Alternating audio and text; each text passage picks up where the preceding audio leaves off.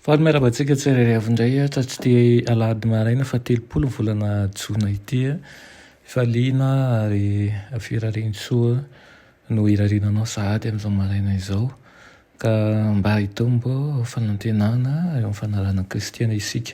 Aloha indirantsika ny amofinaina an'io dia hivavaka isika. Ritomandriamanitra eo mbola velom-pisaoranao zahay amin'ny tombonandro omenao anain'io, misaotra ihany koa fa omenao maimaim-poana ny fahasoavanao ary omenao anjara amin'izany izay misaotra ihany koa ireo izay mamposaka ny fahazavanao aminay ary manome fanantenana anay ianao, mampianatra anay sy manitsy ny dianay. Andray ny teninao izay ankehitriny dia okenao hanazava izany araka ny sitraponao amin'ny anaran'i Jesosy. Amen. Lohateny mofinainantsika androany dia manao eo amin'ny hazonaina.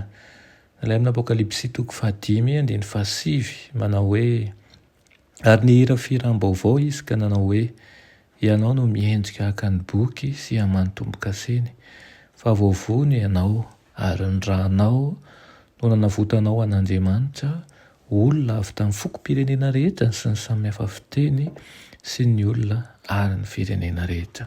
Amen. Manantena an'io tonga any an-danitra sy ho isan'ny tokom-piran'ny lanitra ve ianao amin'ny farany?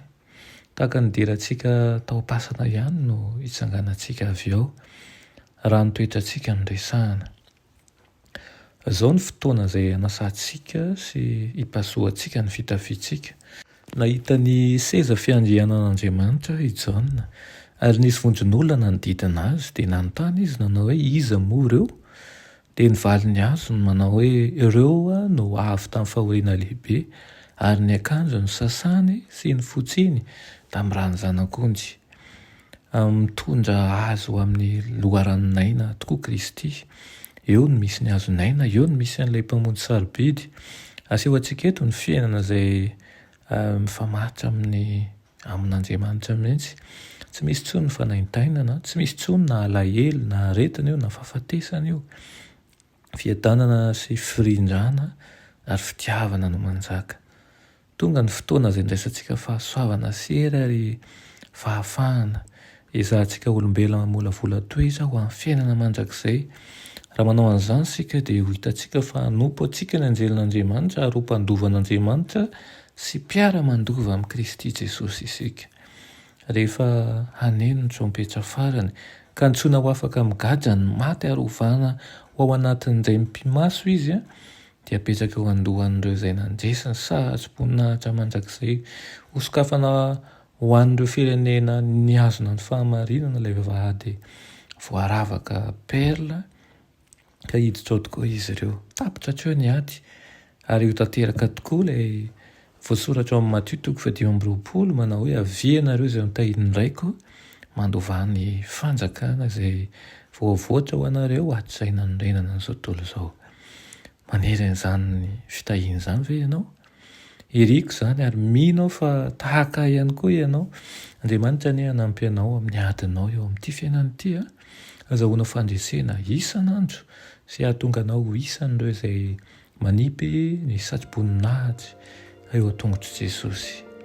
Izao no tsarovy, zalavinao, ny mpamonjinao fa vidiny tsy manam-petra no nalohany ho an'ny fanavotana anao ary tsy vitan'izany fa fitiavana lehibe no omeny anao ary tsy mba mandainga izy fa mantanteraka tokoa ny fikasany amintsika tsirairay avy.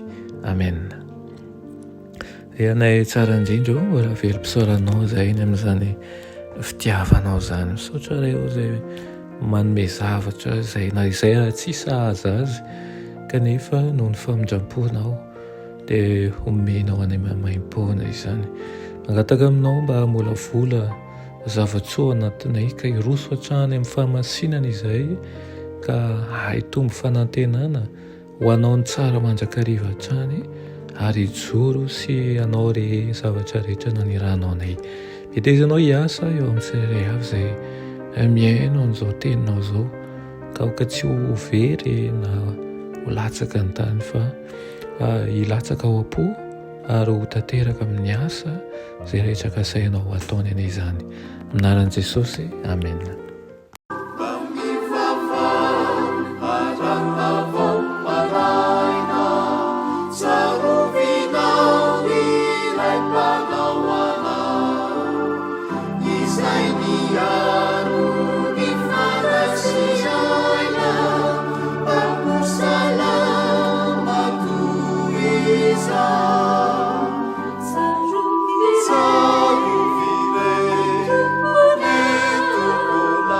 Savior.